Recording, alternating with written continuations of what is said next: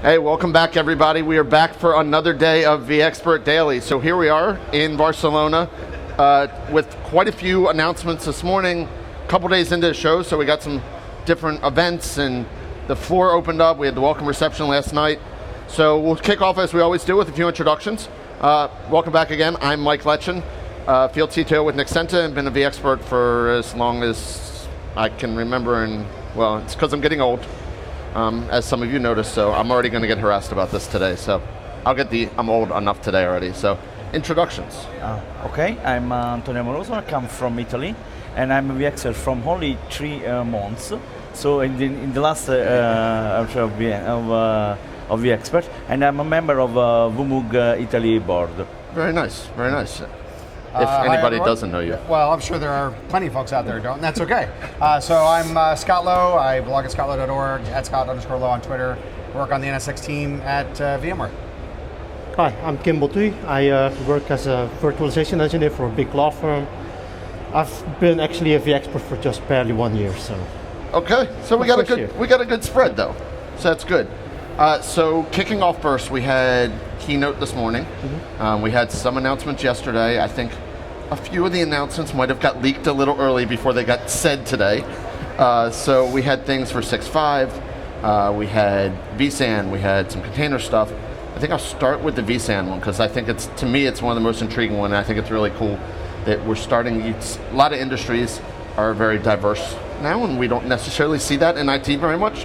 As we see, and Yang Bing got to get up and do a good bit on vSAN. So, I mean, what's your guys' take on, is the diversity getting better, as well as some product stuff on it? So, vSAN, I think vSAN is one of most innovative products of VMware, but the required mentality change, mentality shifts, because we must go from the storage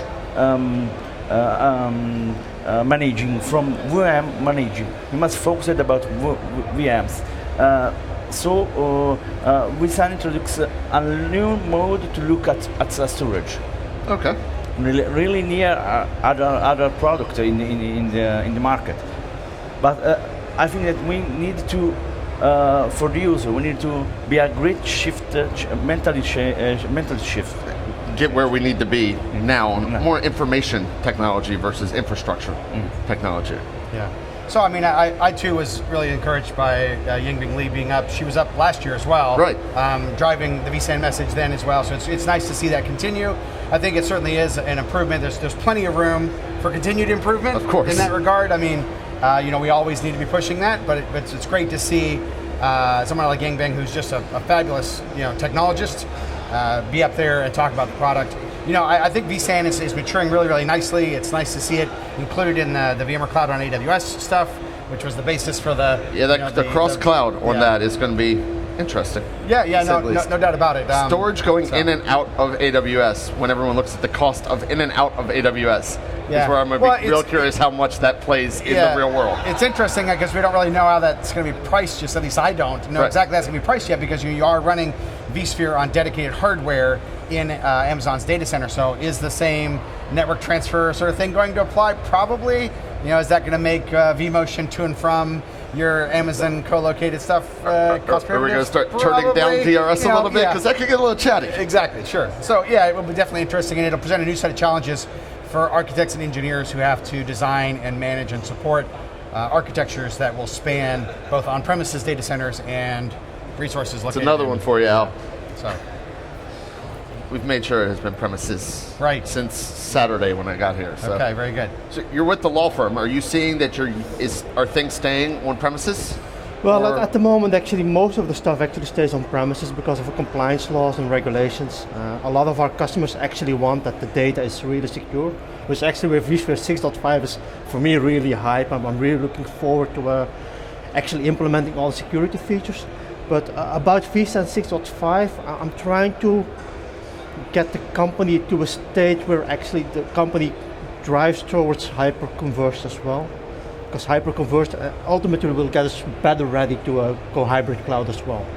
I don't think that the way we see traditional IT is a good fit to drive that one forward, to push it into hybrid cloud. In the end, we'll buy a lot of storage, a lot of servers which you may potentially not need anymore. and then it's actually easy to go to hyperconverged and scale out and scale down whenever you need to. So I don't know, pardon me for hijacking the thing here. I'm just curious, like, what part of hyperconverged do you see preparing you for hybrid cloud? Is it? It's the same question I was looking at. So yeah, I mean, is it like, less having to work with the hardware, or is there something else? Because to me, it's all the abstraction layers on top of that that drive it, and what's underneath is becoming honestly less and less important. Well, vSAN is a building block now Sure. in the SDDC. It will also drive a big part of the. So you're just using hyperconverged, primarily referring to vSAN, not necessarily to. Correctly. Okay. I'm actually referring to vSAN, guys. So. Okay, no, that's fine. That's fine. All right. I'm seeing vSAN as actually the scale underneath, and I think vSAN puts you in a better position than all the other hyperconverged infrastructure that's currently available, because it's more like an agnostic platform concerning to other vendors. I'm not going to name names, but I think it's a better platform if you want to drive to hyperconverged and look towards the cloud. Okay, so I think that transition, if we can, if that migration on the cross cloud works and does what they say, I could definitely see you get a migration there. Interestingly though, everyone's like, oh, you get the flexibility, and this comes up often. You said better than some of the other vendors, as we said, but in all reality, you're still locked into VMware then. You're still not getting total flexibility out of that. Great, I can put it in Amazon, but I'm not getting Amazon, I'm getting VMware on Amazon. That's a fact, but the way I see it is, I'm running 99.95% hypervised using vSphere. So you're already there. It doesn't matter. Like you've already gone down that route. You're committed anyway. Yeah. So if I have to move towards the cloud anyway, why not stick to vSphere if I already have it? Why add difficult layers of moving to different hypervisors if I'm already on vSphere? Yeah. I mean, the real question we want to ask ourselves is, regardless of where we end up, like even if you were to say, okay, I'm going to do some VMware Cloud on AWS, and you end up putting a bunch of your workloads out there, and then you say, okay, I'm going to go from VMware Cloud on AWS to quote unquote native AWS. Either way, there is a form of lock-in that exists. It's not like I can take my workloads and my terabytes of S3 data and easily move them over to Azure or to Google Cloud Platform, right? I mean, there's going to be effort involved, and every vendor has it that way.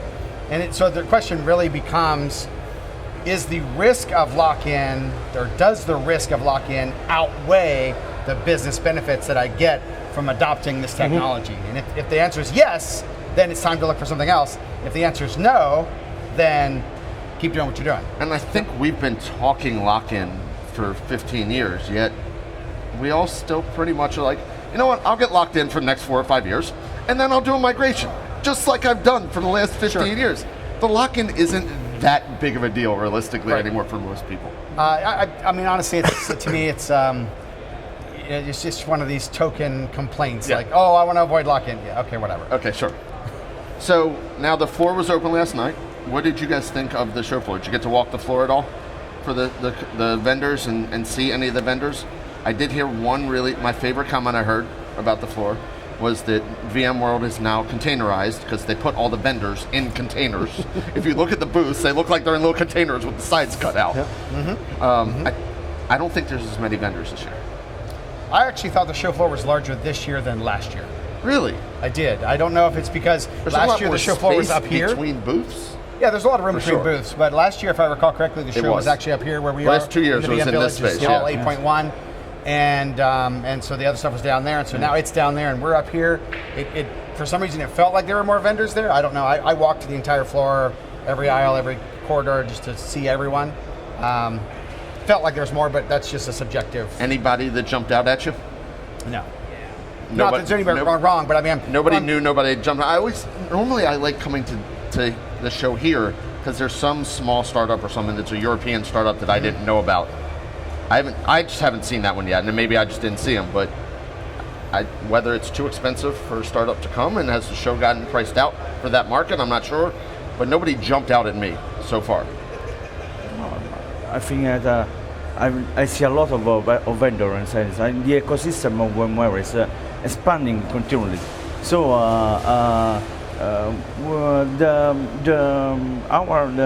in this moment the goals is to creating a network in this ecosystem. So do better in the momentum of the information. We need to know every every vendor what do in the for VMware in our meeting for VMworld. We have a lot of vendors that explain the particularly of their product. We interact with VMware products, like the last one, Fortinet, is with the NSX.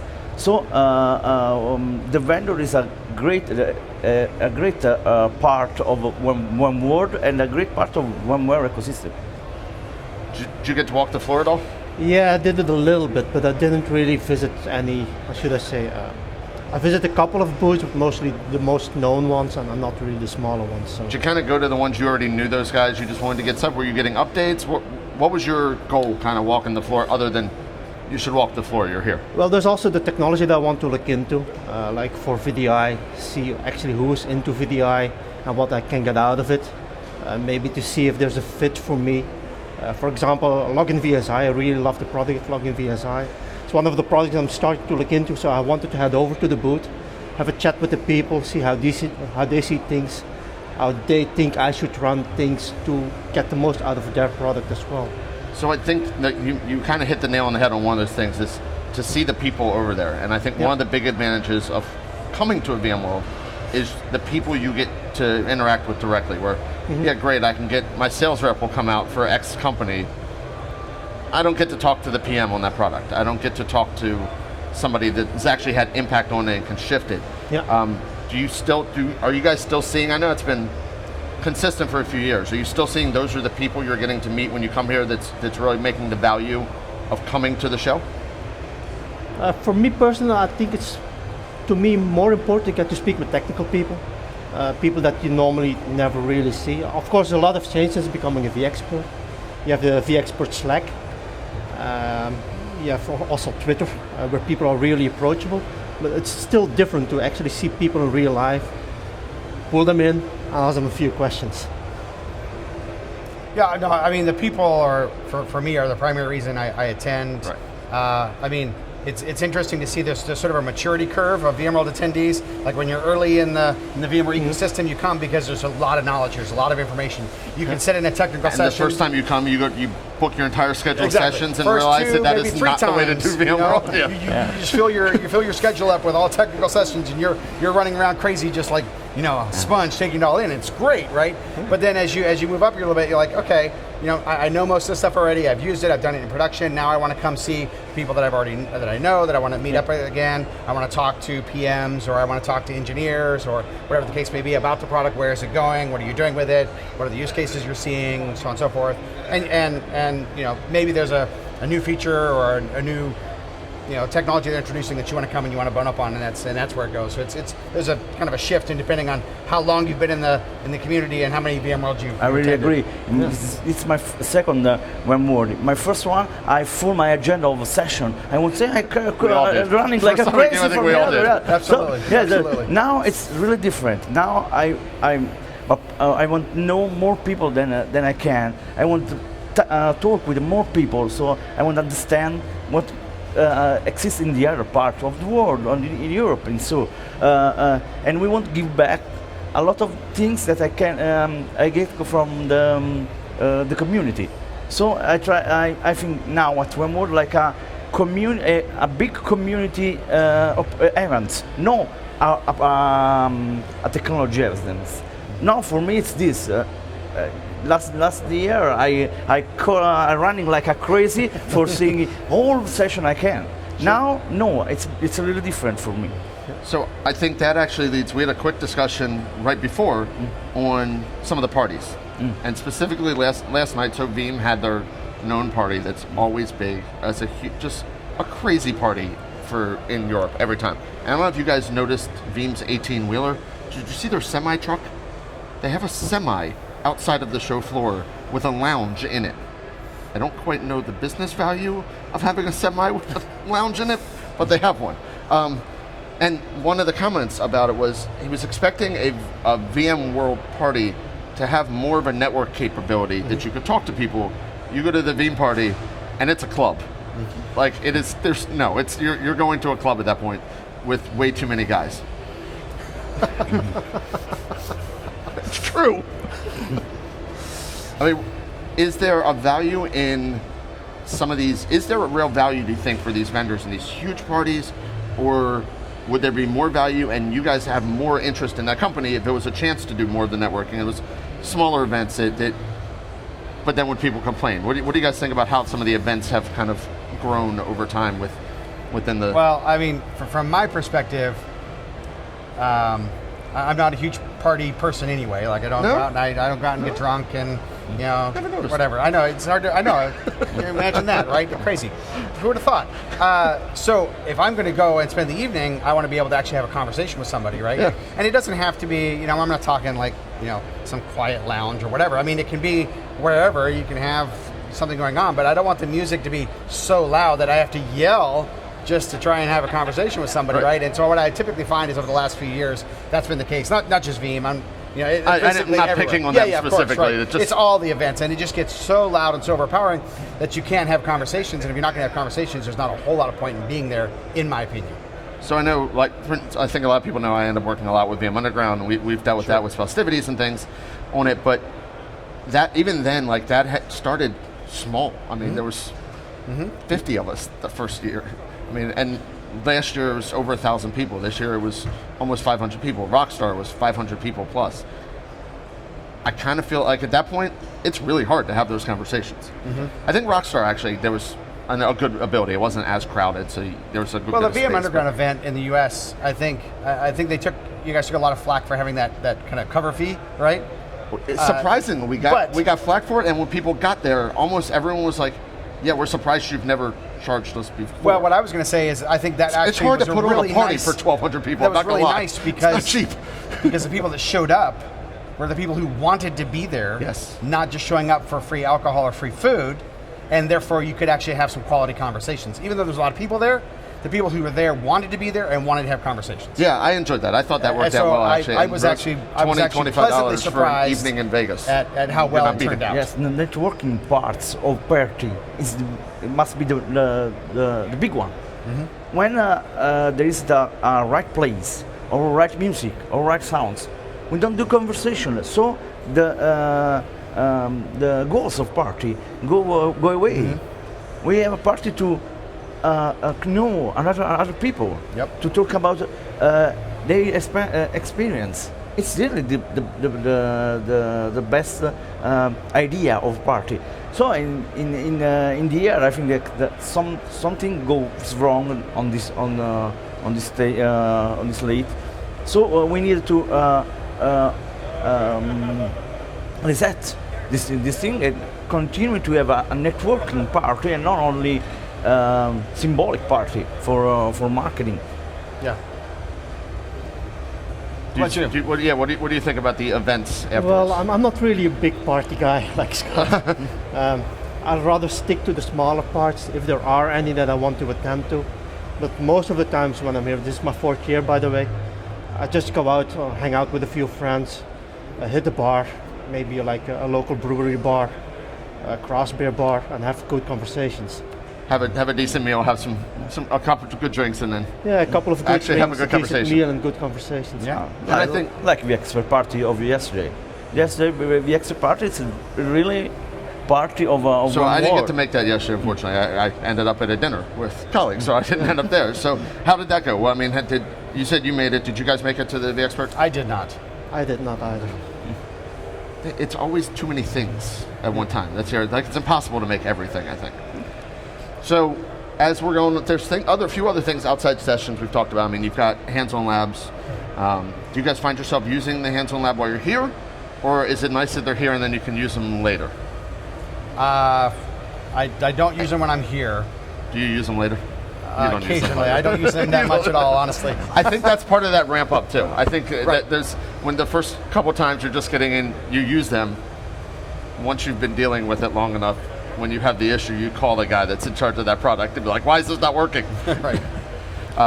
Do you think there's still a big value in them putting such a push onto the hands-on lab? I think there is. I think there's no better way for you to introduce a technology to yourself, whether it's a new release or a new product or whatever the case may be, than touching it directly. And so I think the value of the hands-on labs, even if you aren't using them now, the fact that they're on demand, you can use them whenever you want, I think is huge.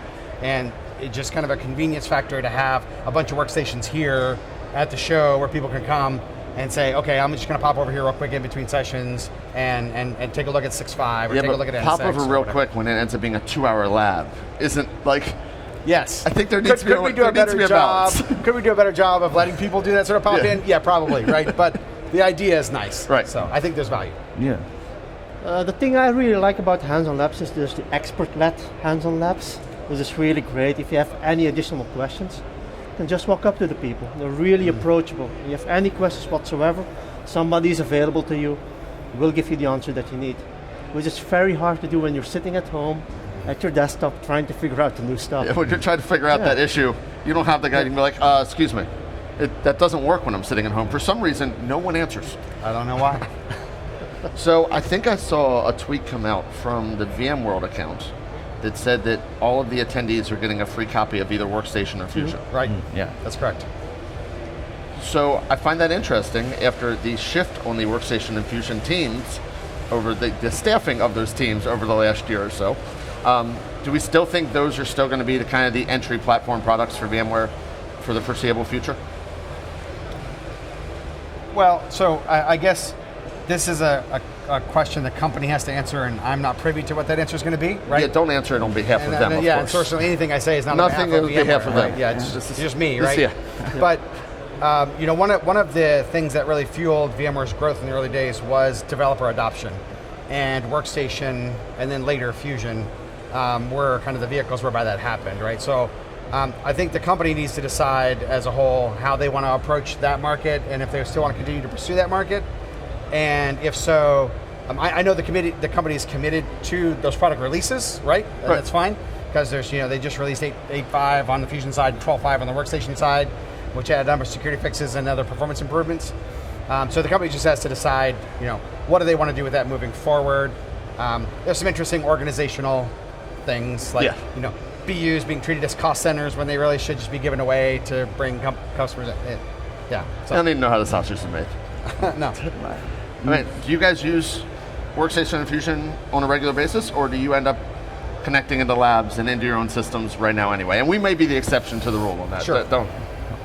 Labs, I think Labs is one of the most beautiful opportunity from VMware. When I do a speech at meeting, usually I try to do a demo with the Answer Lab, and I always say to people to use hands-on lab, because you can learn about the product. New product that you don't know anything, we only will connect to hands-on lab, and there is a guided way to understand what the product do. So it's the better way for if you haven't an idea about the product, to know the product. Workstation is in the past is the better way to try to do an hour lab. But now I think there is a lot of small servers, a lot of small routers and other, and the shift on with the virtualization of this layer can be Workstation will be older and can be an older product about in front of the new development on the VMware product. So I know we've only got a couple more minutes, if that. So we don't know what's going to shift as far as for next year, with obviously with all the buyouts, the way the mergers and things like that are going on shows. So we essentially are from now until August before we get another large VMware show, supposedly, if all stays according to plan. What would you say that people out there that are watching this should do kind of as a closing between now and then to be able to stay on top of things, or just what to look into, what to pay attention to? And we'll start down the end. Okay, that's still in. Okay. I should say keep an open mind. Don't stick to the stuff that you know. Like for instance, yesterday I took a session with Appenzeller and Scott Lowe. I didn't know what to expect. For all I knew, it would be a marketing session. And then I actually found out it was probably the best session I've had in a long time at VMworld. They actually proved that cross-cloud works, and they did live demos, which was a total shock to me. Actually Wait a minute. got in They touch with proved a something buddy of worked mine and it from was a total Cisco. I shock told to him you. they already have it. Yeah. I don't know how to take that, but we'll just go with it. No, what I mean is actually, I knew that the cross-cloud was there as a concept, and then they're working on it, and I thought it will work in AWS, and they probably have some stuff ready. And then they went on stage and actually proved how the stuff works in a real-life lab demo. So it's very cool to see Yeah, that. Yeah, it's sure. really nice to see that. But you, Scott, what should people kind of, between now and then? The things that I'm telling folks to look at is more and more you're being pushed up the stack. So automation, orchestration, and other abstractions. Obviously, NSX, NSX, right? But always in conjunction with these sort of automation orchestration tools, whether it be VRA, whether it be OpenStack, whether it be some other tool. It doesn't really matter. Power CLI, whatever. You need to go. Pick one you of need them. to go there. Pick one or two of them. Pick Dig one into it and a little go. bit between now and there, and Yes. that way you can learn a lot more. When you get to that point, you're more knowledgeable when you walk in the door. Absolutely. And you know what? I'm going to make this even easier for you because it's your last one. You can do this one in Italian. No, I think for the future. No time. No? Okay. It's You no can do it in problem. Italian. Good. Okay. I think that when we're going too much on cloud, so looking at cloud, looking at everything software defined. Now is the time for everything software defined. So, Okay. Well, there we go. I think that that about wraps it up for us for today, and actually for the vExpert Dailies for 2016. So thank you all for watching. Thank you guys for being my guests today. It has been fun for many years on this, so I'm sure we will continue as we go. And after this, we go right back into a full slate for VBrownbag. So thank you all, and have a great rest of the day.